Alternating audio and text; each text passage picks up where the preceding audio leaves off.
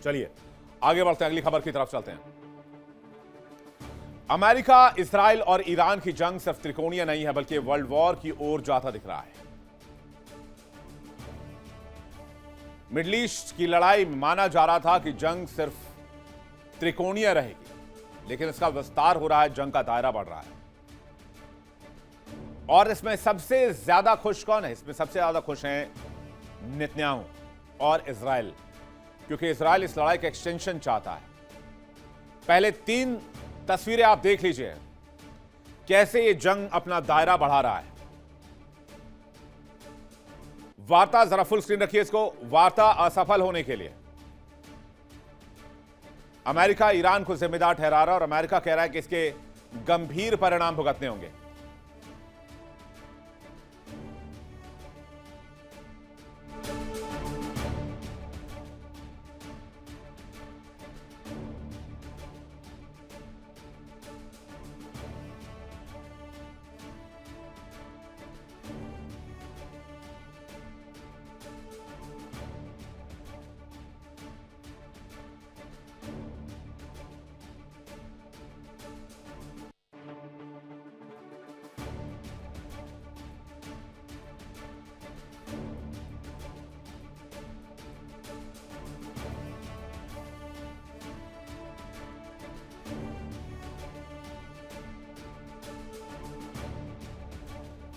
Iran America को लेकर तुर्की के राष्ट्रपति एर्दोआन ने इजराइल के खिलाफ बड़ा बयान दे दिया है। तो अब तुर्की की भी एंट्री हो गई। पहले कौन कौन से देश हैं?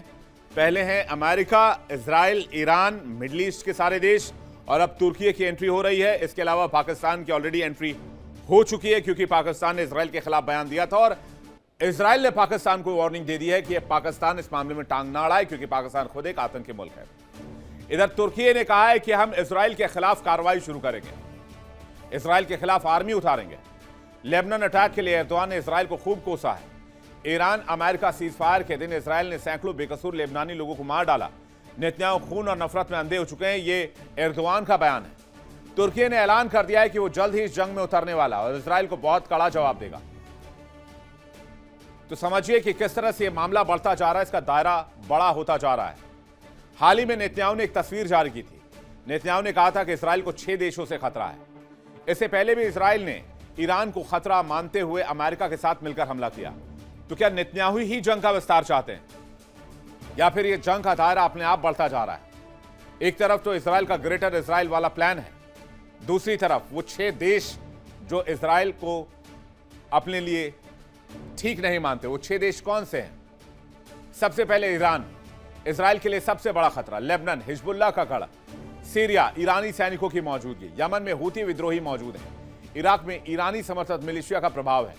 फिलिस्तीन, गाजा, हमास के साथ निरंतर संघर्ष जारी है और अब इसमें तुर्की की एंट्री भी हो गई है। बीते कई सालों से नेतन्याहू इजराइल को लगातार जंग में लपेटे हुए हैं। ऐसा लग रहा था अमेरिका ईरान सीजफायर के बाद इजराइल भी सीजफायर में आ जाएगा, लेकिन नेतन्याहू ने लेबनान पर एक्शन करके अपने इरादे जाहिर कर दिए कि इजराइल ना तो सीजफायर चाहता है और ना ही सीजफायर होने देगा। और अब नेतन्याहू ने लिस्ट जारी कर दी है। खबर है कि इस नए मैप के साथ नेतन्याहू जल्द वॉशिंगटन पहुंचेंगे और आगे की रणनीति पर बात करने वाले हैं। इस बीच पाकिस्तान ने भी इजराइल को धमकी दी है। पाकिस्तान के रक्षा मंत्री ख्वाजा आसिफ ने लेबनान में जारी हिंसा और इजराइल को कैंसर रूपी राष्ट्र और मानवता के लिए अभिशाप बता दिया है, जिसके बाद इजराइल ने पलटवार किया और पाकिस्तान को औकात में और हद में रहने की सलाह दी है। और देखिए किस तरह से अभी भी हमले जारी हैं इजराइल के। जरा लेबनान अटैक की तस्वीर आपको दिखाते हैं।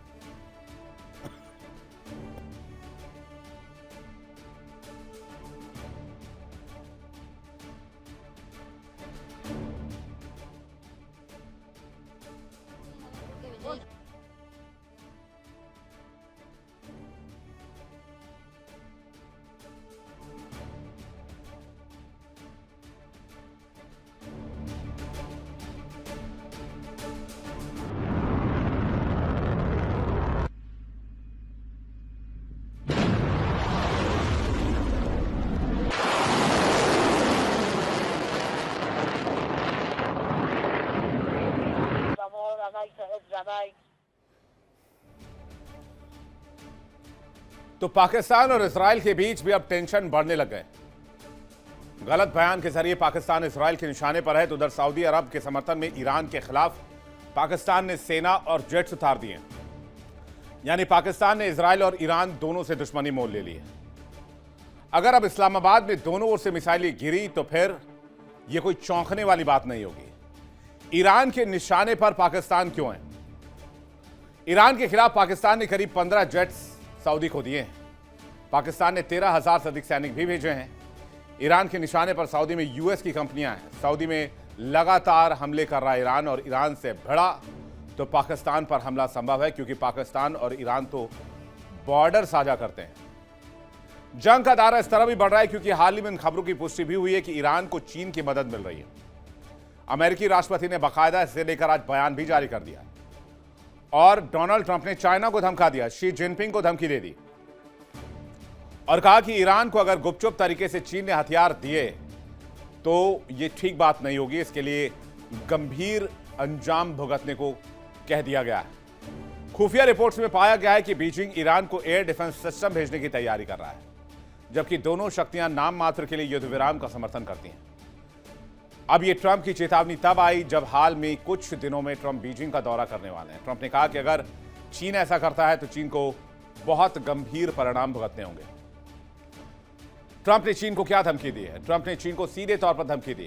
ट्रंप ने कहा कि ईरान की मदद कर रहा है चीन, ईरान को चीन एयर डिफेंस सिस्टम दे रहा है, अगर चीन ऐसा करता है तो उसे गंभीर परिणाम भुगतने होंगे, चीन को दिक्कतों का सामना करना होगा। ट्रंप की धमकी ऐसे समय में आई है जब चीन ने इस पर प्रतिक्रिया भी दिया है। चीन ने कहा कि ये तमाम एलिगेशन बेसलेस हैं, इसे वो खारिज करते हैं। चीन ने अमेरिका से कहा कि वो बिना आधार के आरोप लगाने और सनसनी फैलाने से बचें। साफ तौर पर चीन ने इसे इनकार कर दिया और कहा कि ऐसा कोई मामला नहीं है, लेकिन दुनिया जानती है कि अप्रत्यक्ष तौर पर चीन और रूस ईरान को बिल्कुल मदद कर रहे हैं, क्योंकि इस इलाके में यह लड़ाई सिर्फ ईरान की नहीं है। ईरान को चीन से भेजी गई कोई भी सैन्य मदद आज की तारीख में वेस्ट एशिया में तनाव को बढ़ा सकती है। ट्रंप की चेतावनी इसलिए भी इंपॉर्टेंट है क्योंकि कई बार टालने के बावजूद ट्रंप अगले महीने चीन जा रहे हैं। ईरान पर पश्चिमी देशों ने सैंक्शंस लगाए हुए हैं। ऐसे में चीन और रूस के बड़े रणनीतिक और सैन्य साझेदार बने। इन दोनों देशों की मदद से ईरान अपनी डिफेंस को मजबूत करने की कोशिश कर रहा है।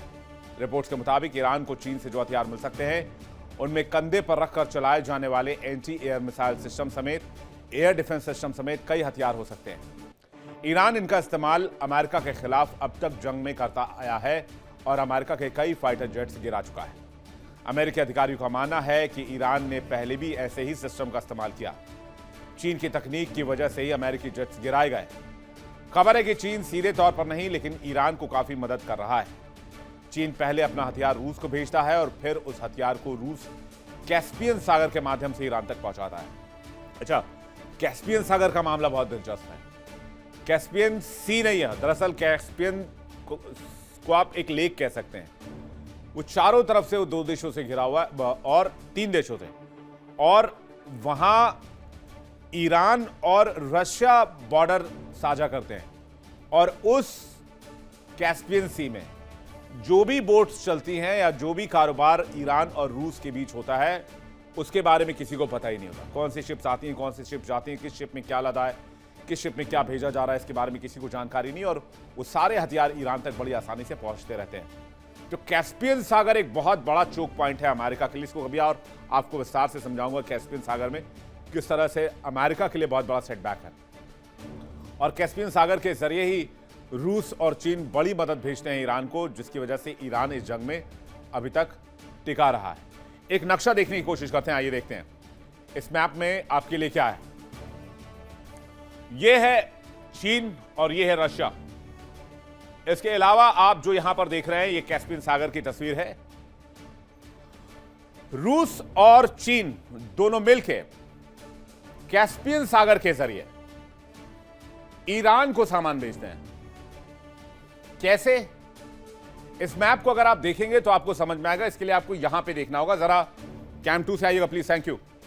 ये जो आप कैस्पियन सी आप देख रहे हैं, आप कैस्पियन सी वाला जो एरिया है, ये जो आप ऊपर ये मैप जो आप देख रहे हैं ये रशिया का मैप है, और यहां पर अस्त्रखान के पास ये जो कैस्पियन सी का एरिया है, ये रशिया का बॉर्डर लगता है और यहां से शिप्स निकलती हैं और यहां तेहरान में बाकू होते हुए, बाकू अजरबैजान के बीचों बीच होते हुए यहां तेहरान के पास आकर ईरान के साथ बॉर्डर शेयर करती हैं। यहां ये वाला इलाका कैस्पियन सी जो है वो अजरबैजान, तुर्कमेनिस्तान और कजाकिस्तान और रशिया के चारों तरफ घिरा हुआ है।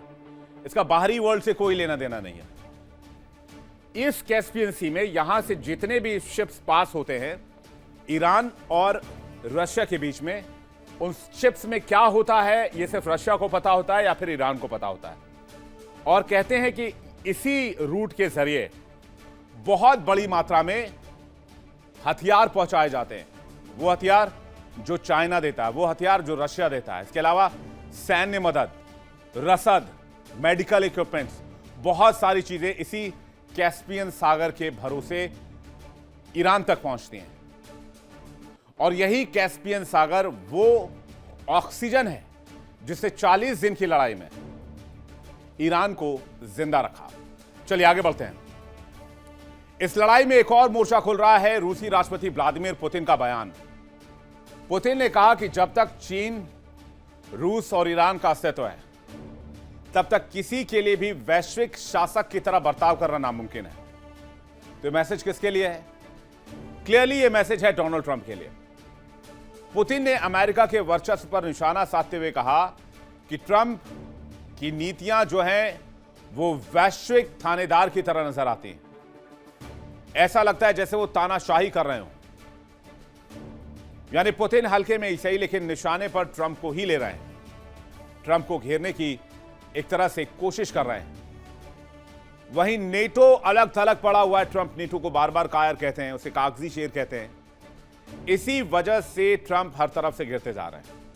अब कनाडा ने भी कह दिया है कि वो अमेरिका का साथ नहीं देने वाला है। कनाडा अपने रास्ते चलेगा।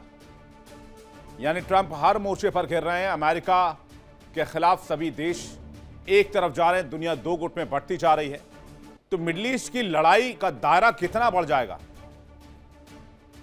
कैसे अलग अलग धड़ों में देश बढ़ते चले जा रहे हैं, इसे समझा जा सकता है। इस बीच एक बड़ी खबर आ रही है, उसका रुख कर लेते हैं। ब्रेकिंग न्यूज आपको बताते हैं। पुतिन ने फोन पर ईरानी राष्ट्रपति से बातचीत की है, मसूद पेजेश्कियन से बातचीत की है। पेजेश्कियन से मौजूदा दौर के हालात पर बातचीत हुई। इस्लामाबाद में जो कुछ हुआ उसको लेकर बातचीत हुई है। कूटनीतिक और रणनीतिक समर्थन को लेकर बातचीत हुई है।